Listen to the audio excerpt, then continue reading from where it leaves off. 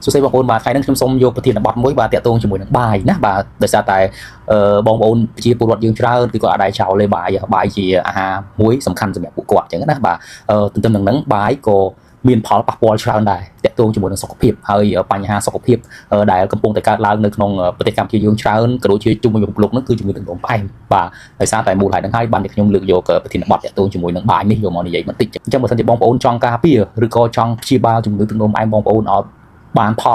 លជោគជ័យបងប្អូនសាកវីដេអូnàyចប់បងប្អូនដឹងអញ្ចឹងណាបងប្អូនបាទបាយគឺជាសារធាតុចិញ្ចឹមមួយក្នុងចំណោមសារធាតុចិញ្ចឹមទាំង3បាទដែលគេហៅថា carbohydrate មានបាយមាននំប៉័ងផ្លែឈើផ្អែមភេសជ្ជៈផ្អែមស្ករសអីទាំងអស់ហ្នឹងទាំងអស់ហ្នឹងហើយគេចាត់ទុកវាចូល carbohydrate ហើយអញ្ចឹងបងប្អូនបាទហើយតែចាំថាអញ្ចេះនៅក្នុងរាងកាយមនុស្សយើងមួយបាទជាពិសេសជាមធ្យមភាគបាទឧទាហរណ៍ជាមធ្យមភាពគឺគេឲ្យយើងទទួលទានបានតែ2000កាឡូរីក្នុងមួយថ្ងៃអញ្ចឹងបងប្អូនបាទ2000កាឡូរីស្អីគេកាឡូរីគឺជាធម្មពលបើថាយើងដាក់ធម្មពលចូលទៅក្នុងខ្លួនយើងហ្នឹងណាបានតែ2000នៅក្នុងមួយថ្ងៃអញ្ចឹងបាទ2000ទេហើយពពុះកាបូអ៊ីដ្រាតដូចជាបាយនេះ1ក្រាមគឺស្មើនឹង4កាឡូរីនេះគឺជារូបមន្តដែលគេប្រើស្តង់ដារຂະຫນាតអន្តរជាតិមកអញ្ចឹងបាយ1ក្រាមស្មើនឹង4កាឡូរីអញ្ចឹងហើយយើងមួយថ្ងៃញ៉ាំបានតែ2000កាឡូរីទេបងប្អូនដឹងថាបាយមួយចាននេះមានទម្ងន់ប្រមាណក្រាមអត់បាយមួយចាននេះគឺមានទម្ងន់300ក្រាមបើយើងយក300ក្រាមគុណនឹង4កាឡូរីវាស្មើប្រមាណ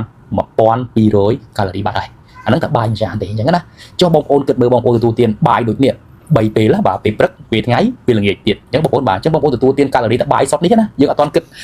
បន្លែយើងអត់ទាន់គិតភេសជ្ជៈផ្អែមយើងអត់ទាន់គិតនំប៉័ងយើងអត់ទាន់គិតអាហារកប៉ិចកប៉ុកដែលយើងញ៉ាំទេអញ្ចឹងណាគ្រាន់តែបាយ3ចានបាយសហ្នឹងយើងដាក់ចូលទៅក្នុងខ្លួនយើងគឺប្រហែលអីបាទ1200គុណនឹង3ទៅវាចេញ3600កាឡូរីបាទហើយមួយថ្ងៃខណៈពេលដែលរាងកាយយើងត្រូវការតែប្រហែលតែ2000កាឡូរីទេហើយយើងលើករហូតទៅដល់1600កាឡូរីគឺលើច្រើនមែនទែនហ្មងអញ្ចឹងបងប្អូនបាទហើយមិនត្រឹមតែប៉ុណ្្នឹងទេបងប្អូនខ្លះគាត់ញ៉ាំកាហ្វេណាបាទកាហ្វេតកយើងហ្នឹងបាទកាហ្វេដាក់ស្ករដាក់ទឹកដោះគោខាប់ឃើញទេអញ្ចឹងអានេះផ្អែមមួយទៀតហើយអញ្ចឹងណាបាទអញ្ចឹងកាបូអ៊ីដ្រាតនេះបាយនេះគឺពោពេញទៅដោយជាតិស្ករហើយកាហ្វេនេះ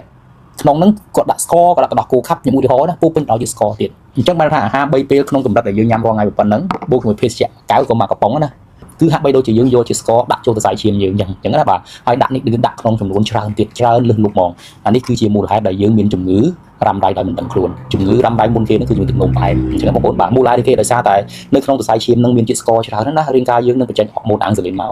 កហើយតួនាទីរបស់ហូម៉ូនអាំងស៊ូលីនហ្នឹងវាមានតួនាទីមួយជួយឲ្យកោសិកាទាំងអស់នៅក្នុងរាងកាយយើងហ្នឹងស្រូបយកជាតិស្ករនេះធ្វើជាថាមពលអញ្ចឹងណាក៏ប៉ុន្តែនៅពេលណាដែលយើងមានច្រើនពេកកោសិកាមួយចំនួនគឺអត់អាចយកជាតិស្ករហ្នឹងធ្វើជាថាមពលបានទៀតទេហ្នឹងហើយអញ្ចឹងហើយបានជាវាមានបញ្ហាមួយគឺហូម៉ូនអាំងស៊ូលីនរបស់យើងគឺធ្វើការលែងកើតទៀតហើយបើថាកោសិកាលែងទទួលយកជាតិស្ករទៀតហើយដែលអង់គ្លេសគេហៅថា insulin resistant បាទ insulin resistant គឺជាដំណាក់កាលមួយគឺជាពេលវេលាមួយដែលហូម៉ូនអាំងស៊ូលីនមិនអាចគ្រប់គ្រងជាតិស្ករនៅក្នុងឈាមយើងបាទមិនអាចឲ្យកោសិកាទទួលយកជាតិស្ករជាថាមពលបានទៀតទេអញ្ចឹងបងប្អូនបាទហើយពេលហ្នឹងមានរឿងអីកើតឡើងបងប្អូននៅពេលណាដែលក្នុងឈាមមានសត្វតែស្ករណាពេលហ្នឹងហូម៉ូនអាំងស៊ូលីននឹងបំលែងអាជាតិស្ករដែលលើសដែលបានមកពីបាយនេះដែលបានមកពីភេសជ្ជៈផ្អែមនេះទៅជាខ្លាញ់បាទវាដាក់នៅណាដាក់នៅក្នុងថ្លើមដាក់នៅក្នុងសាច់ដុំដាក់នៅក្នុងកោសិកាមួយទៀតគឺសំខាន់គឺកោសិកាខ្លាញ់អញ្ចឹងជាតិស្ករនៅក្នុងខ្សែឈាមច្រើនកាលណាហូម៉ូនអាំងស៊ូលីនឡើងខ្ពស់កាលណាហូម៉ូនអាំងស៊ូលីននឹងបំលែងទៅជាខ្លាញ់ច្រើនកាលហ្នឹងវាញាត់ចូលកោសិកាខ្លាញ់អញ្ចឹងហើយបានជារាងកាយរបស់មនុស្សយើងបាទពោះធំទៅកកអីធំទៅបឿកមានកផ្លូវកលៈដៃកលៈជើងដោយសារតែយើងទទួលទានអាហារដែលមានជាតិស្ករអាហារដែលជាពពុះកាបូអ៊ីដ្រាតច្រើននឹងឯងអញ្ចឹងបងប្អូនខ្ញុំគិតថាបងប្អូនអត់ដែលដឹងព័ត៌មាននេះទេកន្លងមកបងប្អូននៅពេលណាដែលបងប្អូនចាប់ផ្ដើមលឺខ្លាញ់ហើយណាពេលហ្នឹងហើយដែលបងប្អូនវិវត្តទៅរកជំងឺលើសឈាមអាហ្នឹងយើងបាញ់និយាយទៅទឹកនោមផ្អែមណាទឹកនោមផ្អែមយើងមានមួយហើយអញ្ចឹងណាបាទប្រើទុកមួយហើយជំងឺមួយគឺជំងឺលើសឈាមហេតុអីដោយសារតែក្នុងឈាមនៅក្នុងកន្លែងគ្រប់រាងកាយទាំងអស់គឺវាពោពេញទៅដោយខ្លាញ់អញ្ចឹងណាបាទហើយខ្លាញ់គឺស្ថានភាពខ្លាញ់មិនល្អទៀតខ្លាញ់ដែលបានមកពីអាហារហ្នឹងរាងកាយនឹងបំលែងវាទៅជា triglyceride អញ្ចឹងណាអាហ្នឹងនៅក្នុងឈាមអញ្ចឹងបងប្អូនបាទហើយដាក់នៅក្នុងគ្រប់កន្លែងជាពិសេសគឺនៅក្នុងថ្លើមកោសិកាសិកាខ្លាញ់នឹងគឺច្រើនជាងគេហ្មងអញ្ចឹងនៅពេលណាដែលខ្លាញ់មានកាន់តែច្រើននៅក្នុងឈាមវាធ្វើឲ្យសរសៃឈាមរបស់បងប្អូនណាមានកំណកពោពេញទៅដោយខ្លាញ់នឹងឯងអញ្ចឹងណាបាទអានេះគឺជាមូលហេតុមួយដែលធ្វើឲ្យបងប្អូនមានជំងឺលើសឈាមអញ្ចឹងហើយបានជាគេថាជំងឺទឹកនោមផ្អែមតែកើតហើយគឺវាលើសឈាមមកជាមួយហើយតែមានជំងឺលើសឈាមហើយវាពាក់ព័ន្ធជាមួយដល់ជំងឺបេះដូងអញ្ចឹងបងប្អូនបាទអាស៊ីតក៏មកដែរហើយខ្លាញ់នៅក្នុងថ្លើមនឹងក៏ច្រើនគេហៅថាជំងឺខ្លាញ់រុំថ្លើមអញ្ចឹងណាហើយជំងឺមួយទៀតទាក់ទងជាមួយទឹកនោមផ្អែមដែរដោយសារតែតម្រងនោមរបស់យើងចម្រោះចម្រាញ់ស្ករចេញពីឈាមយើងអត់បានល្អណាអញ្ចឹងវាដាក់បន្ទុកឲ្យគេហៅថាតម្រងនោមរបស់យើងហ្នឹងគឺធ្វើការឆ្លោះឆ្លាញ់អត់បានល្អទេសមត្ថភាពធ្លាក់តិចដងអញ្ចឹងហើយបានជាអ្នកជំងឺទឹកនោមផ្អែមវាអាចចោលទេមើលតម្រងនោមដែលយើងហៅថាកលៀនហ្នឹងណាហ្នឹងហើយអូខេអញ្ចឹងបកមកវិញឃើញទេបងប្អូនគ្រាន់តែបាយស3ចានសោះ បាទវាធ្វើឲ្យយើងមានបញ្ហាសុខភាពដល់ថ្នាក់ហ្នឹងអញ្ចឹងខ្ញុំចង់ឲ្យបងប្អូនជាព័ត៌មានខ្ញុំចង់ឲ្យបងប្អូនយកចិត្តទុកដាក់ក្នុងការទទួលទានអាហាររបស់បងប្អូនជាប្រចាំអញ្ចឹងណាបាទហើយបងប្អូនអាចសួរវិញថាចុងលោកគ្រូតើខ្ញុំគួរទទួលទានរបៀបម៉េចវិញដើម្បីឲ្យត្រូវងាយស្រួលយល់ទេបងប្អូនកាត់អាហារណាដែលមានជាតិកាបូអ៊ីដ្រាតដែលមានជាតិផ្អែមចេញឲ្យបានច្រើនតាមតែអាចធ្វើទៅបានបើសិនជាមតិយោបល់របស់ខ្ញុំបើសិនជាបងប្អូនបាទអត់ធ្វើការដែលប្រើកម្លាំងទេដូចជាបងប្អូនខ្លះគាត់ធ្វើការដែលប្រើកម្លាំងអាហ្នឹងមិនអីហ្មងទេណាបាទតែទោះបីជាគាត់ប្រើកម្លាំងមិនក៏ដោយក៏វាលើសដែរព្រោះនេះយើងអត់ទាន់បូកជាមួយនឹងអាហារផ្សេងផងអញ្ចឹងណាបាទតែបើសិនជាបងប្អូនធ្វើការក្នុង office អត់ប្រើកម្លាំងនៅតែផ្ទះឬក៏កម្លាំងចាញ់តិចមែនតើហ្មងខ្ញុំអត់លើកទៅចិត្តឲ្យបងប្អូនទទួលទានអាហារបែបនេះទេបងប្អូនដាក់ទទួលទានវាមួយកូនចានចង្កឹះទៅបានដែរបងប្អូនអញ្ចឹងណាបាទឬក៏មួយចាននេះយើងបែងចែកចេញជា3ពេលទៅបាទពេលព្រឹកពេលថ្ងៃពេលល្ងាចបងប្អូនពុះខ្លួនឯងទៅបាទប៉ុណ្្នឹងនៅច្រើនពេកផងអញ្ចឹងបងប្អូនបាទអញ្ចឹងបើសិនជាបងប្អូនអត់កើតជំងឺទឹកនោមផ្អែមទេអត់បាទមានសុខភាពល្អបងប្អូនគួរតែពុះវាជា3ទៅបាយប៉ុណ្្នេះបងប្អូនហើយភេសជ្ជៈកុំដាក់ស្ករកុំដាក់ទឹកគោខាប់អញ្ចឹងណាក៏ប៉ុន្តែបងប្អូនត្រូវមានបន្លែ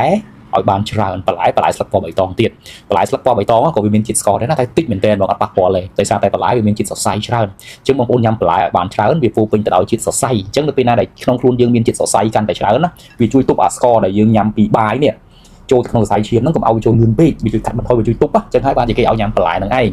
បាទហើយចុងក្រោយគេដែលបងប្អូន